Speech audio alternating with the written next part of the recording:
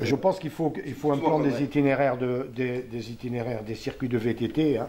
Le VTT, c'est une activité en pleine nature, en pleine expansion. Il y a beaucoup de gens qui pratiquent.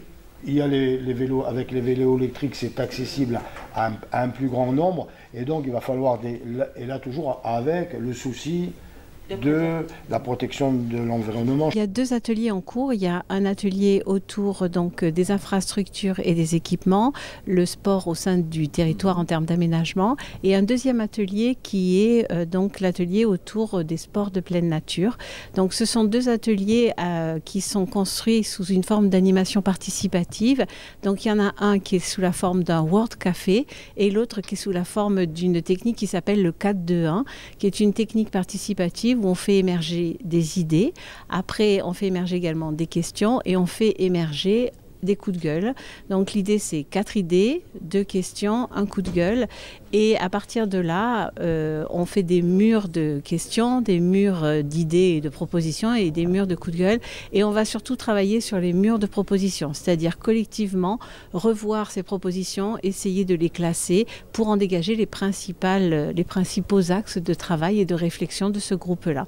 Donc ça va durer une petite heure et demie.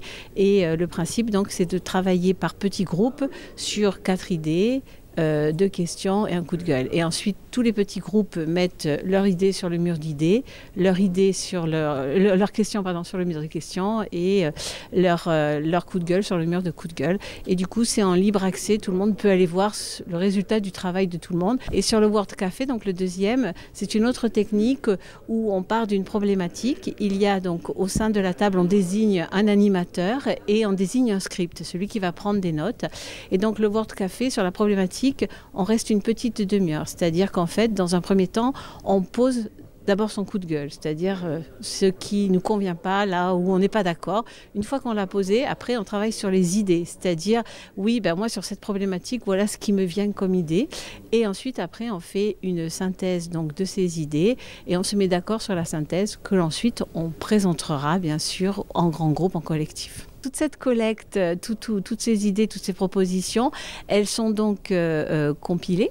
Donc on va les récupérer. On va bien sûr les remettre à l'écrit. Et on a également des enregistrements audio parce qu'on se dit qu'au sein des petits groupes, l'échange, forcément, il ne va ressortir que 4 propositions sur lesquelles ils sont mis d'accord. Mais ce qu'on aimerait, c'est avoir aussi toutes les autres propositions. Donc on va récupérer tout ça. Ce rendu sera présenté en Assemblée de Corse et sera bien sûr rendu à tous les participants et accessible à tous les participants et à ceux qui n'ont pas pu aussi se déplacer. Et bien sûr, en plus de tout ce qui va ressortir de nos rencontres, on mixera avec bien sûr les commissions qu'on a sollicitées pour donner leur avis. On mixera également avec les boîtes à idées, puisque sur la boîte à idées, on est parti aussi sur les 4 thématiques où on a posé aussi des questions. Tout ce travail sera terminé et opérationnel pour quand? On ose espérer. Alors, les scontries se terminent le 23 février. On se donne entre deux mois de débriefing de l'ensemble de toutes les données.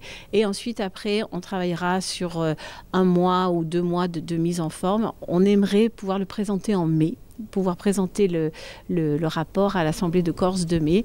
Voilà, c'est du prévisionnel. On va voir bien sûr en fonction bien sûr de la disponibilité des services parce que bien sûr les agents travaillent aussi par ailleurs sur leurs autres missions et donc ça c'est une opération complémentaire qu'on fait donc en plus de notre travail quotidien.